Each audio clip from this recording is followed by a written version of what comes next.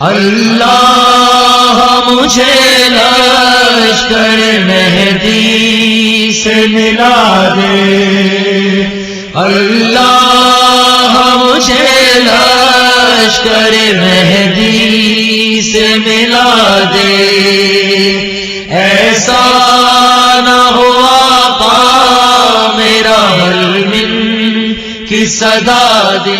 اعوذ باللہ من الشیطان الرجیم، بسم اللہ الرحمن الرحیم، الحمدللہ رب العالمین، والصلاة والسلام علی اشرف الانبیاء والمرسلین وعلی اہل بیتہ الطیبین الطاہرین واللعنۃ الدائمۃ علی اعدائہم اجمعین، اما بعد، بسم اللہ الرحمن الرحیم۔ آج کی ہماری گفتگو معرفت امام زمانہ عجل اللہ تعالی فرجہ الشریف کے باب میں ملاقات کے اس واقعے کے ذیل میں رہے گی کہ جس کا تذکرہ جاری تھا۔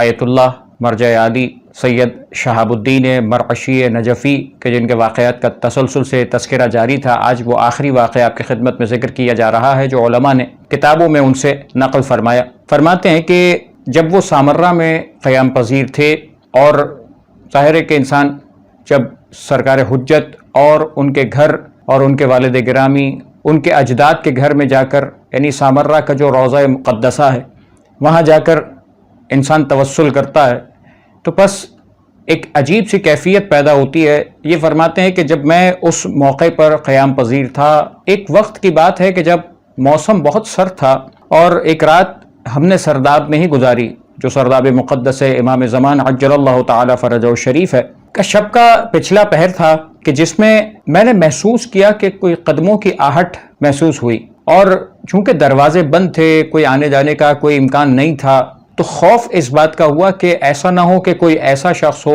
اس لیے کہ علاقہ بہرحال خطرناک رہا ہے مسلسل، اور تاریخ کے اندر وہاں کے اطراف کی آبادی اور آج بھی وہ ایسی رہی ہے کہ جو اہل بیت کے ماننے والوں کی اکثریت وہاں پر نہیں ہے۔ بس ایک خوف محسوس ہوا کہ ایسا نہ ہو کہ کوئی شخص آیا ہو جو مجھے قتل کرنا چاہتا ہو یا مجھے نقصان پہنچانا چاہتا ہو۔ بے چینی ہوئی، اور اس خوف میں جو میرے قریب شمع جل رہی تھی، جو چراغ جل رہا تھا، وہ بھی بجھ گئی۔ کہ اس وقت ایک مرتبہ میں نے ایک آواز سنی، اور وہ آواز یہ تھی کہ جس نے مجھے میرے نام سے پکارا۔ انہوں نے جب سلام کیا، میں نے سلام کا جواب دیا، اور ایک مرتبہ سوال کیا کہ آپ کون؟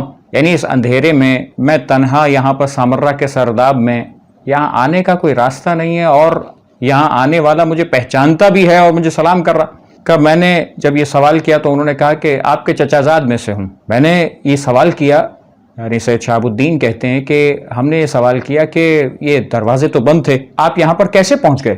فرمایا کہ خداوند متعال ہر چیز پر قدرت رکھتا ہے، ظاہر ہے کہ خدا چاہے تو بند دروازوں کی کیا حیثیت ہے۔ اور اسی طریقے سے ایک جملہ میں آپ کی خدمت میں عرض کروں کہ جب بھی، چونکہ توسلات کا سلسلہ اور یہ واقعات کا سلسلہ اسی لیے جاری ہے کہ سرکار حجت سے توسل کیا جائے، جب انسان دنیا میں بھی، یہ تو ایک دروازہ ہوا جہاں سے آنے جانے کا راستہ تھا، اسی طریقے سے انسان کے بہت سارے کام ہیں کہ جن کے راستوں کو وہ دروازہ تصور کرتا ہے کہ یہ راستہ ہے کہ جس ذریعے سے میری یہ حاجت پوری ہو سکتی ہے، میرا یہ کام ہو سکتا ہے، میرے یہ مسائل حل ہو سکتے ہیں۔ لیکن جب انہیں مسدود پاتا ہے اور دروازوں کو بند پاتا ہے تو انسان مایوسی کی طرف جاتا ہے کہ اب کیسے ہوگا۔ لیکن یقیناً پروردگار عالم کرم کرنے والا ہے، اور پروردگار ہر چیز پر قدرت رکھتا ہے۔ بند دروازوں کو کھول دینا خدا کی قدرت میں کوئی کمی نہیں لاتا، اور ایسا ہی ہوا کرتا ہے کہ جب انسان عام طور پر توسل کرتا ہے اور اہل بیت کی بارگاہ میں اور خدا کی بارگاہ میں اہل بیت کا توسل پیش کرتا ہے، پروردگار اسی انداز سے مدد بھی کیا کرتا ہے۔ کہ ایک مرتبہ اس شخص نے جواب دیا کہ خدا ہر چیز پر قدرت رکھتا ہے۔ میں نے پوچھا کہ آپ کہاں کے باشندے ہیں، کہاں کے رہنے والے ہیں؟ فرمایا حجاز کے رہنے والوں میں سے ہوں۔ ایک مرتبہ اس سید حجازی کہ جس کا یہ اب تعارف ہو چکا تھا، کہ اس کے بعد وہ ان سے پوچھ رہے تھے کہ تم کس مقصد کی خاطر یہاں پر آئے ہو؟ میں نے جواب دیا کہ میری اپنی ضرورتیں، یعنی ضرورتوں سے مراد یہی تھی کہ میری جو حاجتیں ہیں، ظاہر ہے کہ سرداب مقدس میں رات گزار رہا ہوں، سرد رات ہے، اور اس ساری تکلیفوں کو برداشت کر کے ظاہر ہے کہ میں اپنی حاجات پروردگار کی بارگاہ میں پیش کرنا چاہتا ہوں، اور میرے اپنی ضرورتوں کو پورا کروانے کے لیے آج یہ شب مشکل اٹھا رہا ہوں، عبادت کر رہا ہوں اور توسل کرنا چاہتا ہوں۔ کہ اس سید حجازی نے یہ جملہ فرمایا کہ تمہاری ضرورتیں یقیناً پوری ہو جائیں گی۔ اور پھر انہوں نے مجھے کچھ چیزوں کی تاکید کی، اور ان تاکیدات میں سے جیسے کہ پہلے بھی ذکر کیا جا چکا ہے چند چیزوں کا تذکرہ پہلے بھی آ چکا. یہاں پر یہ ذکر ہے کہ نماز جماعت کی تاکید کی، صلہ رحم کی تاکید کی، یعنی اپنے رشتہ داروں، خونی رشتہ داروں کے حقوق ادا کرنے کی تاکید کی. اسی طریقے سے فرمایا اپنے اساتذہ اور معلمین جو تمہیں علم دیتے ہیں، جو تمہیں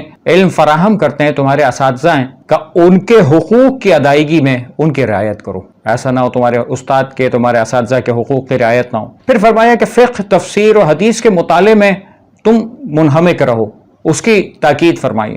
اور ساتھ ہی ساتھ یہ بھی فرمایا کہ نہج البلاغہ اور صحیفہ کاملہ سجادیہ جو امام علی ابن الحسین زین العابدین علیہ افضل الصلاۃ والسلام کی کتاب ہے دعاؤں کی، کہ اس کی دعاؤں کو یاد کرو، یہ تاکید فرمائی. بس یہ چند تاکیدیں ہیں. میں یہاں پر آج کی گفتگو روک رہا ہوں اور انشاءاللہ کنٹینیو کروں گا کہ جو تاکیدیں مولا ارشاد فرما رہے تھے، اور ان چیزوں کو عام طور پر یعنی انسان کی زندگی میں شامل ہونا چاہیے، اور یہی چیزیں ہیں جو برکتیں بھی لے کر آتی ہیں. وآخر دعوانا الحمدللہ رب العالمین. مجھے لشکر مہدی سے ملا دے، ایسا نہ ہو آقا میرا حل من کی صدا دے.